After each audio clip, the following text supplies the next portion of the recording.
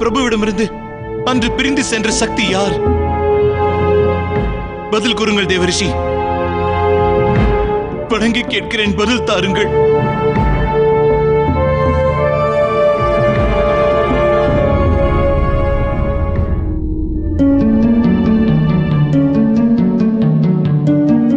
தேவி சதி,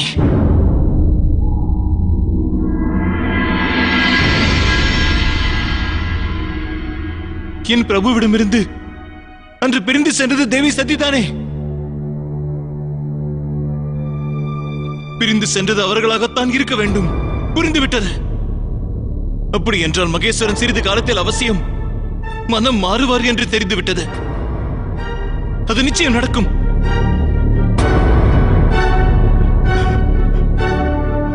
அது நடக்கும் அல்லவா தேவரிஷி?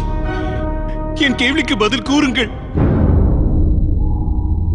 நந்திதேவா, நேரம் வரும்போது அனைத்தும் நடக்கவிருக்கிறது. தேவரிஷி, ஈஸ்வரன் தனிமையில் வாடும் காலம் முடிந்துவிடும் அல்லவா? பதில் கூறுங்கள் தேவரிஷி. தனிமையில் வாடும் பிரபு நிம்மதி பெற வேண்டும்.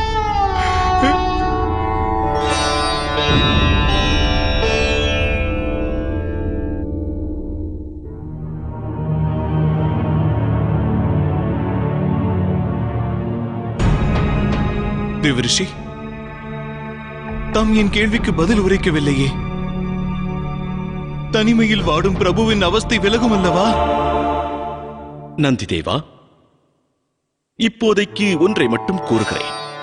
மகேஸ்வரர் தன்னுடைய வைராக்கியத்தை விட்டொழித்து புது வாழ்க்கை தொடங்க வேண்டும் என்று அந்த விஷ்ணு பகவானே விரும்புகிறார். அவரின் பிரதான பக்தன் நான். எனது இஷ்ட தெய்வத்தின் இச்சையை பூர்த்தி செய்ய தினம் தினம் முயற்சி மேல் முயற்சி செய்து வருகிறேன். உண்மைதான் தேவரிஷி. ஆனால் அவர் தன் வைராக்கியத்தை விட பல வருடங்களும் ஆகலாம் அல்லவா? அதற்கான நேரம் விரைவாக வரும். நந்திதேவா, மகேஸ்வரனால் மற்றவரின் வேதனைகளை சகிக்க இயலாது. இதன் பொருள் எனக்கு விளங்கவில்லையே. யாரேனும் உண்மையான மனதோடு அவரை அழைத்தால் அவர் அதற்கு செவிசாய்க்க வேண்டுமல்லவா? அது மட்டுமல்ல நந்தி, பூலோகத்தில் பிரஜாபதி தக்ஷனின் அரண்மனையில் வசந்த உற்சவத்திற்கான ஏற்பாடுகள் நடக்கிறது.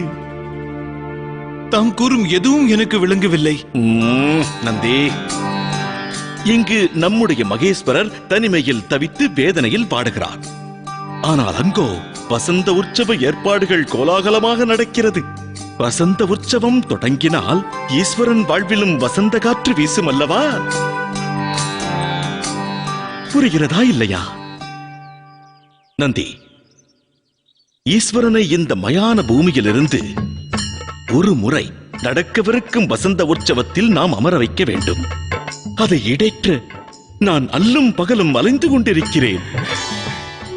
நன்றி நாரதரே, நன்றி தேவரிஷி, மிக்க நன்றி. தேவி அவர்கள் இவ்விடத்திற்கு வந்தால் அவருக்கு எக்கஷ்டமும் நிச்சயம் நேராது. அதற்கான ஏற்பாடுகளை செய்கிறேன். நாராயண நாராயண நாராயண நாராயண. ரோகிணி இவ்விடம் வந்ததும் ஒன்றுதான், வராமல் இருப்பதும் ஒன்றுதான். இங்கு வந்த அவள் எம்மோடு பேசும் சமயத்தில் தம்மை பற்றி பேசியே புகழாரம் சூட்டுகிறாள். இவள் தம்மோடு இருக்கையில் தம்மிடம் எவ்வாறு பேசிக் கொண்டிருப்பாள்? இவளால் தம்மை விடுத்து ஒரு நொடி பொழுது கூட வாழ முடியாது போல் தெரிகிறதே. அதிதி, எனக்கு என்ன தோன்றுகிறது என்றால், சந்திரனுக்கு ரேவதியோடு பொழுதை போக்க நேரமே இருக்காது என்று தோன்றுகிறது. உன்னிடத்தில் நான் இருந்தால் மிக்க வேதனை கொள்வேன். உன்னால் தான் சகித்துக் கொள்ள இயலும்.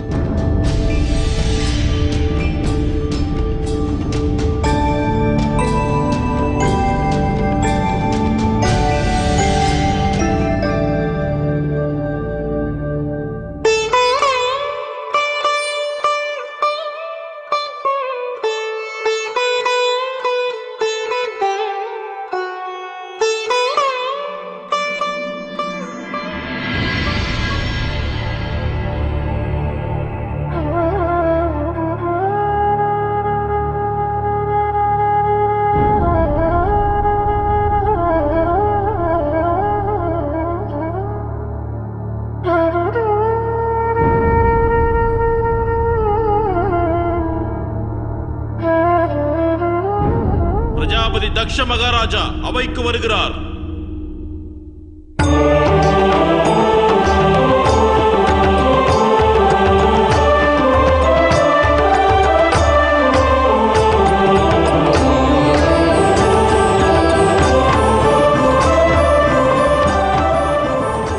ரேவதி அக்கா, தாம் செல்லுங்கள்.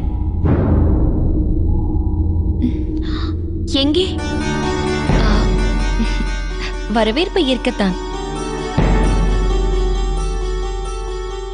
வயதில் ரோகிணி அக்காவை விட தாம் மூத்தவர். முதல் அதிகாரம் தமக்குத்தானே இருக்கிறது. செல்லுங்கள். அதிகாரம் மூத்தவளுக்கு தான் கிடைக்க வேண்டுமா? இளையவள் பெறக்கூடாதா? நானும் அவர் மனைவிதானே.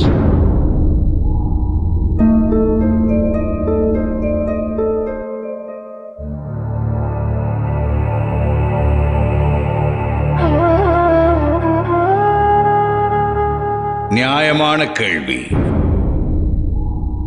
இளையவள் என்பதால் உனக்கு அதிகாரம் இல்லை என்று ஆகாது. உனக்கு உரிமை உண்டு. எனக்கு நம்பிக்கை உள்ளது. ரோகிணியை விட ரேவதி மூத்தவளாயினும் தந்தையின் விருப்பத்தை புரிந்து கொள்வாள் என்று நம்புகிறேன். தவறாக எண்ண மாட்டாள்.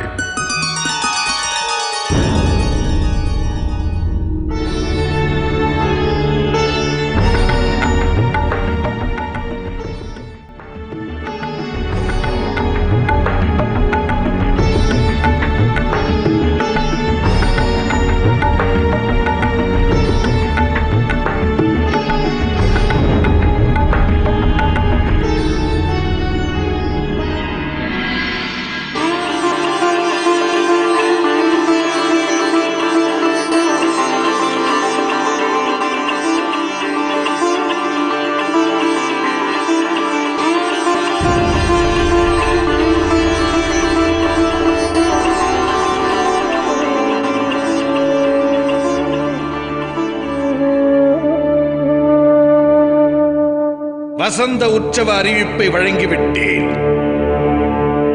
மகாசபையின் அத்தியாவசிய பணிக்காக நான் வேறு இடம் செல்ல வேண்டியிருக்கிறது. இந்த சமயத்தில் வசந்த உற்சவ ஏற்பாடுகளை எனது மாப்பிள்ளை சந்திரன் ஏற்றுக்கொள்வார்.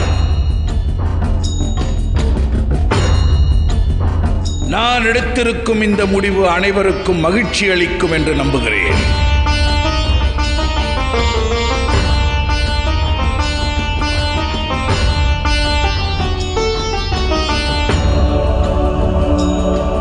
இவர்கள் அனைவரின் புன்முறுவலே எனது தீர்மானம் சரியானது என்பதை விளக்குகிறது. இந்த நம்பிக்கை காப்பாற்றப்பட வேண்டும். அக்கவலை தமக்கு தேவையில்லை. என் மீது தாம் கொண்ட நம்பிக்கையை நான் என்றும் பேணி காப்பேன். தாங்கள் அனைவரும் எனது மாப்பிள்ளை சந்திரனுக்கு ஒத்துழைக்க வேண்டும். என் புதல்விகள் அனைவரும் 9 நதிகளில் இருந்து நீரெடுத்து வருவார்கள். இவர்களில் விசேஷமானவள் சதி. சதி, நீ மட்டும் சரஸ்வதி நதிக்கு சென்று நீரெடுத்து வர வேண்டும். ஆகட்டும் தந்தையே. உற்சவத்திற்கான ஏற்பாடுகள் நடக்கின்றது. ஆனால் இப்போது நீர் எடுத்து வருவதற்கு நான் அவசியம் வர வேண்டுமா? சரிதான். உடன் நீ இல்லாமல் சந்திரனால் ஒரு நொடி கூட இருக்க முடியாது, இல்லையா? ரேவதி, இவள் தன் கணவரான சந்திரனோடு எந்நேரமும் ஒன்றாக இருப்பாளா? ஆம், ஆனால் ரேவதி அக்கா அதை கண்டு வேதனை கொள்ள மாட்டார்கள். சரிதானே அக்கா?